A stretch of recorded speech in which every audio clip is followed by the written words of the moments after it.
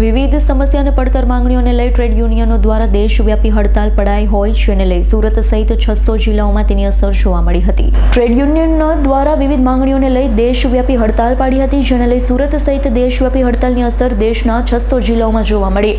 સુરત શહેર જિલ્લામાં પણ વિરોધ કરી ટ્રેડ યુનિયનની હડતાલ પાડતા વિવિધ સેવા પર અસર પડી હતી, જેને લઈ હડતાલ કર્મચારીઓ મોટી સંખ્યામાં ટ્રેડ યુનિયનના આગેવાન કલેક્ટર કચેરી ખાતે પહોંચ્યા। અલગ અલગ 4 માંગણીઓને લઈ બેનર સાથે વિરોધ પ્રદર્શન કર્યું હતું। હું Piyush Desai, bank of India staff union સુરતના પ્રેસિડેન્ટ છું। અમે અત્યારે એકત્રિત થયા છીએ સેન્ટ્રલ ગવર્મેન્ટના નવા 4 લેબર કોડના વિરોધમાં। વિરોધમાં એવું છે કે જે નવા યુવાનોને જે રોજગાર મળવો જોઈએ તે આજે રોજગાર મળતો નથી, તેની જગ્યાએ સરકાર એક ફિક્સ ટર્મ એમ્પ્લોયમેન્ટ પ્લાન લાવી છે। વાત કરીએ તો આજે કેટલા કાયદા રદ કર્યા, એ કેટલા સંઘર્ષ પછી મળેલા હતા સમાજ।